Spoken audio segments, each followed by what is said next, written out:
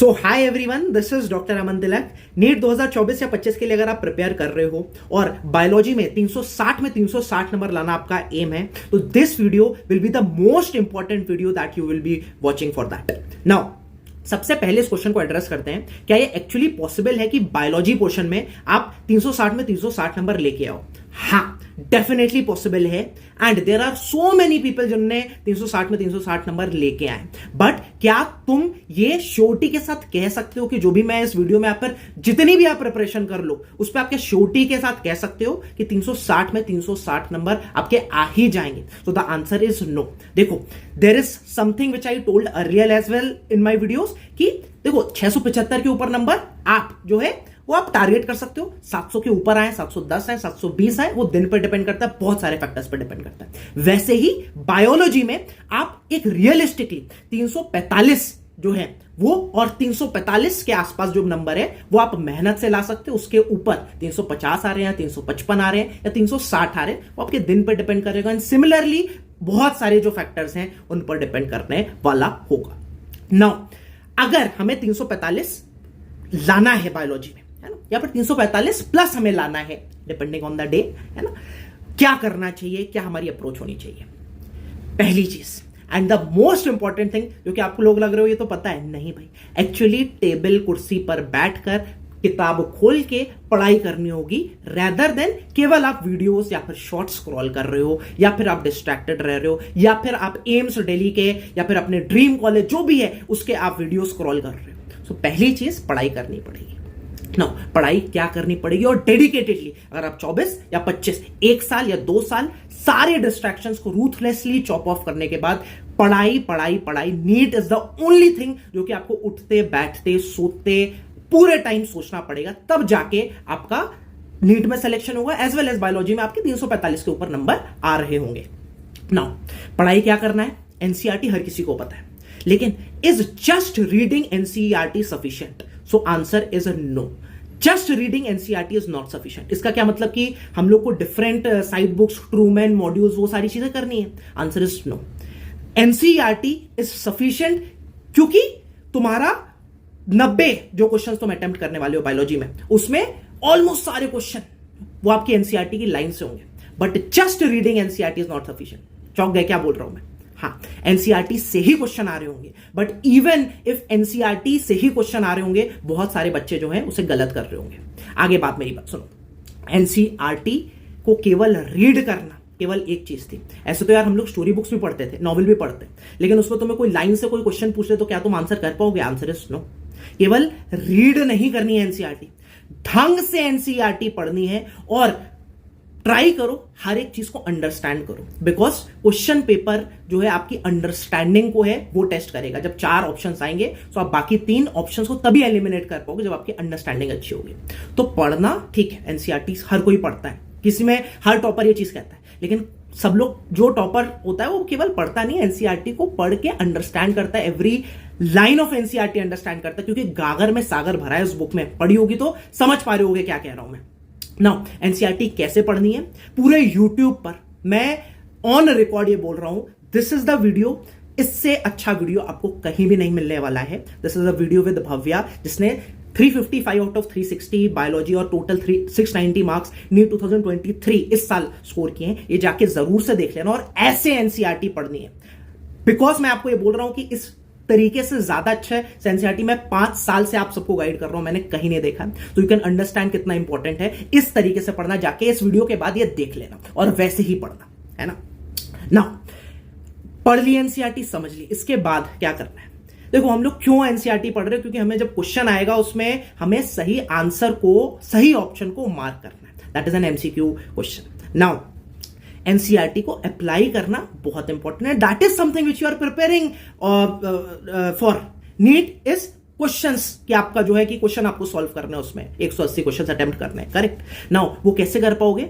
जब आपने एनसीईआरटी अच्छे से पढ़ी होगी। मैं तो एक तुम्हें प्रैक्टिकल एग्जांपल से समझाता हूं। देखो, कि ह्यूमन हेल्थ एंड डिजीज का ये चैप्टर का एक ये पैराग्राफ है ना, इनेट इम्यूनिटी का, है ना। मेडिकल कॉलेज में आओगे, एमबीबीएस में, तो भी बहुत इंपॉर्टेंट इम्यूनोलॉजी का पार्ट होगा ये।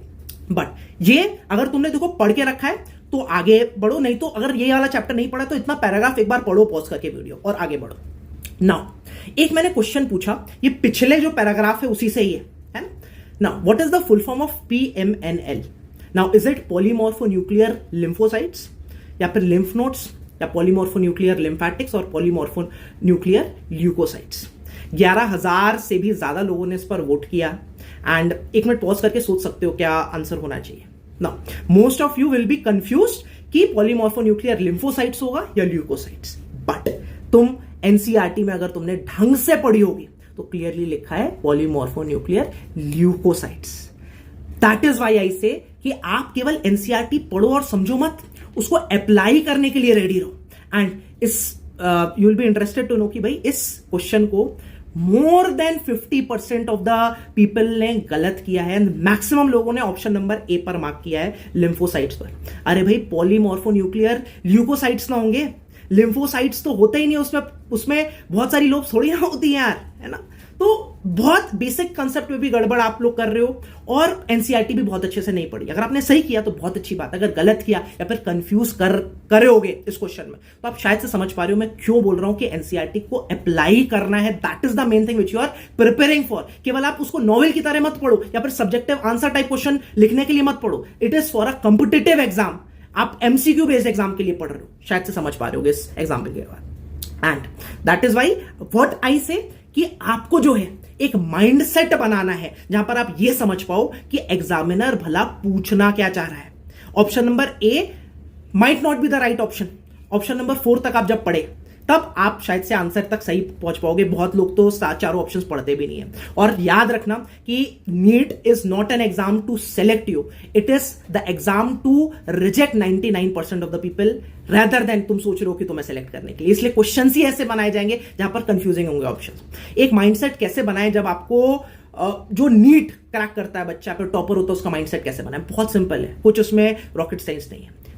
रीड, क्वेश्चन प्रैक्टिस जो नहीं करते मैक्सिमम लोग, इसलिए मैंने हाईलाइट किया हुआ है। Revise, read, question practice, revise, और इन तीनों चीजों को रिपीट करना है। कितनी बार? अगर आप क्लास 11th में हो, हम सारे जो लोग 11th से पढ़ना स्टार्ट किए 20 बार से ज्यादा एनसीईआरटी पढ़ी हुई है।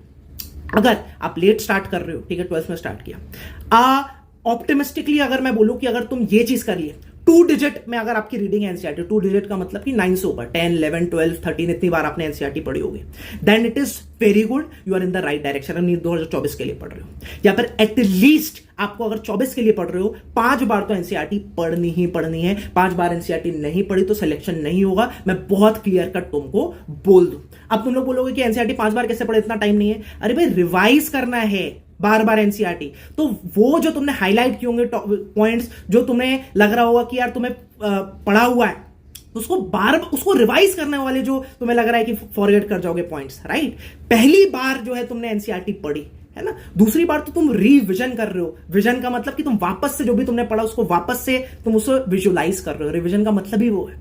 और इसके साथ साथ क्वेश्चन प्रैक्टिस करनी है। और रिवीजन में जो तुमने क्वेश्चंस गलत किए हैं, what we used to do कि भाई हम लोग मार्क कर लेते थे अपने जो हम लोग के ऑल इंडिया टेस्ट सीरीज होती थी या फिर जो क्वेश्चन प्रैक्टिस कर रहे होते थे वो मार्क कर लेते थे। जब हम लोग रिवीजन करते थे तो केवल एनसीईआरटी को रिवाइज नहीं करते थे, वो क्वेश्चंस जो थे उनको भी रिवाइज कर लेते थे जो हम लोग गलत कर रहे होते थे। And that is why we all scored such high marks. Now अगर आप मुझे प्रॉमिस कर दो कि आप डेली बायोलॉजी के सोगे नहीं अगर आपने 10 पेजेस एनसीईआरटी के पढ़े नहीं है। टारगेट लेके चलना है 15 पेजेस। अगर नीट 2024 के हो 15 पेजेस आपको टारगेट लेके चलना है, लेकिन सोगे नहीं अगर आपने 10 पेजेस एनसीईआरटी के नहीं पढ़ोगे। 25 वाले सोगे नहीं अगर 5 पेजेस एनसीईआरटी के नहीं पढ़ोगे। प्लस जितने भी ये पेजेस पढ़ रहे हो इनके आपने अगर क्वेश्चन प्रैक्टिस लगा ली, इन्हीं पेजेस के जितने आप एनसीईआरटी के पढ़ रहे हो डेली, ये साथ साथ करना है। आई कैन प्रॉमिस कि आप एक अच्छा स्कोर ला रहे होगे 345 प्लस। आप लायक होगे नीट में सिलेक्शन के, आप लायक होगे 360 में 360 नंबर के लिए अगर आप ये कर रहे हो रिलीजियसली।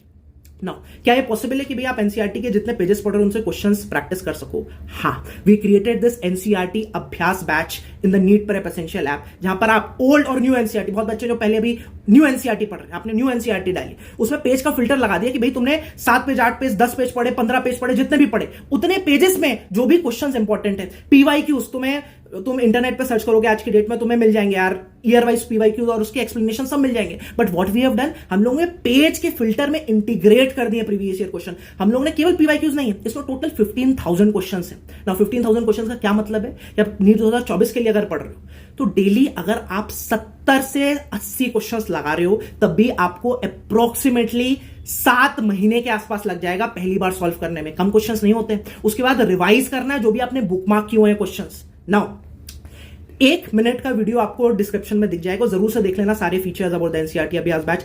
प्लीज एक बार जाके जरूर से देख लेना। Next, what people say about this is truly amazing. 540 से 689 मार्क्स, इसको खुद बिलीव नहीं। I was totally surprise Priya, है ना। And the name of the application should be change from NEET Prep essential to marks improver. This was review which was received to us. There are many people जिनने कभी भी 550 के ऊपर number नहीं आए and they actually have made it to close to 700 marks. इस बच्चे ने 685 मार्क्स लाए, है ना। ये तो कुछ जो है स्टोरीज थी, बट एक्चुअल मोटिवेशनल स्टोरीज पता क्या कौन सी थी जो मुझे लगी। एक बच्ची थी who secured 172 marks in NEET 2023. इसकी रैंक थी 8,32,937, 8,32,000 रैंक थी और वहां से she has secured एक मॉक टेस्ट में 513 marks and she says that's like an impossible jump. I feel so motivated that I can cross 600. तो ऐसा नहीं है जिन बच्चे के पास 500 नंबर आ रहे हैं वो लोग 700 नंबर तक लाएंगे। एक्चुअल इंप्रूवमेंट तो हुआ है जिसके भाई जस्ट नीट में क्वालिफाई किया था, 200 नंबर भी नहीं आए थे, उसके 500 नंबर आ पाए। उसमें वो जोश जग पाए कि भाई वो भी टॉप कर सकता है, वो भी नीट में सेलेक्ट हो सकता है। That is the actual game changer and that is something which we have done. Now there is a person जिसने, देखो मैंने जो तुम्हें समझाया वो एग्जैक्टली लाइन में समराइज हुआ है। I used to attend the lecture, read NCERT and score just around 280 in biology, and that is what you will be scoring pretty much अगर आप मेहनत करके NCERT पढ़ रहे हो, लेक्चर पढ़ रहे हो, देख रहे हो डायरेक्टली एग्जाम में जो जाके पेपर अटेम्प्ट कर रहे हो। But now he is able to score 350 in biology क्योंकि वो जितने भी पेजेस का डेली पढ़ रहा है उतना क्वेश्चन प्रैक्टिस कर रहा है उन पेजेस का फिल्टर लाकर। नाउ आपको ये सब देख के लग रहा होगा कि केवल बायोलॉजी में ये इंपॉर्टेंट है ये एनसीईआरटी अभ्यास बैच, नहीं। Amazing video solutions for physics and chemistry हम लोग ने ट्राई किया है कि हर एक क्वेश्चन के ऑलमोस्ट वीडियो या फिर ऑडियो एक्सप्लेनेशन है, क्योंकि आप वो देख लोगे तो स्पीड में आपको आधे मिनट 1 मिनट में उसका एक्सप्लेनेशन समझ में आ जाएगा, रेदर देन लंबे लंबे टेक्स्ट एक्सप्लेनेशन में आप टाइम वेस्ट करो। हाँ, टेक्स्ट एक्सप्लेनेशन भी हैं बट वीडियो एक्सप्लेनेशन में आपको बहुत आराम से समझ में आ रहा होगा ना। पहले 2 से 3 एमसीक्यू इजी लगे, बाद में समझ में आया कि एनसीईआरटी में कितनी पकड़ है, and that is why I से केवल एनसीईआरटी मत पढ़ो, क्वेश्चन प्रैक्टिस करो। एंड दिस इस बच्चे ने हैज राइटली सेड, पढ़ो चाहे कहीं से, अगर सिलेक्शन चाहिए तो क्वेश्चन सॉल्व करो यहीं से, है ना। सिमिलर सी लाइन लग रही होगी, चाहे फिजिक्स वाले से पढ़ो, चाहे आप एलएन से पढ़ो, चाहे आकाश से पढ़ो। अगर आपको एक्चुअल इंप्रूव करना है you can actually use NCERT Abhyas batch as a complete one stop solution for all your question practice based needs. Now देख लेना 1 मिनट का वीडियो डिस्क्रिप्शन में। एंड इस वीडियो को अगर हम लोग कंक्लूड करें तो क्या है, मैं क्या बोल रहा हूं, एनसीईआरटी पढ़नी है बायोलॉजी की, क्वेश्चन प्रैक्टिस करने डेली के डेली एनसीईआरटी अभ्यास बैच से, नहीं तो मेरे टेलीग्राम चैनल पे जाओ। जैसे तुमने आज मैंने जो क्वेश्चन आपको दिखाया ऐसे ही मैं माइंड ब्लोइंग और तुम्हें दिमाग चकरा जाएंगे क्वेश्चन, एनसीईआरटी से ही होंगे लेकिन तुम्हें एक्चुअल समझ में आ जाएगा तुम्हें एनसीईआरटी में कितनी पकड़ है। अमन तिलक ऑर्गेनाइजेशन सर्च कर लेना, तुम्हें डिस्क्रिप्शन में वो भी मिल जाएगा, या फिर टेलीग्राम पर डायरेक्टली सर्च कर लेना, वहां से क्वेश्चन तो एटलीस्ट लगा ही लेना। अगर dedicated page wise question practice करना चाहते हो तो एनसीईआरटी अभ्यास बैच से कर लेना। रिवाइज करना है, एनसीईआरटी रिवाइज करनी है और जो बुकमार्क करके रखे हुए हैं जो क्वेश्चंस तुमने उनको रिवाइज करना है, और ये तीनों चीजें तुम्हें रिपीट करनी है। ट्राई करो 2 डिजिट नंबर में तुम्हारी रीडिंग हो, और अगर आज की डेट में 11th में और 2025 के लिए पढ़ रहे हो तो 20 टाइम्स आपको ये चीज करनी है। आई होप इस वीडियो से आपको कुछ समझ में आया होगा। एट द एंड ये वाला जो मैंने वीडियो आया है विद भव्या वो जरूर से देख लेना, because that will actually be a game changer in your NEET 2024 और 25 प्रिपरेशन जब भी आप कर रहे हो कि एनसीईआरटी एक्चुअली पढ़नी कैसे, एंड उसी तरीके से आपको जो है एनसीईआरटी पढ़नी है पूरे टाइम जब भी आप पढ़ रहे हो। Wish you all the very best. Bye bye. Video अच्छा लगा तो दोस्तों को शेयर करो। Bye bye. सब्सक्राइब कर लेना चैनल अगर अच्छा लग रहा है content. Thank you so much for watching. Bye bye.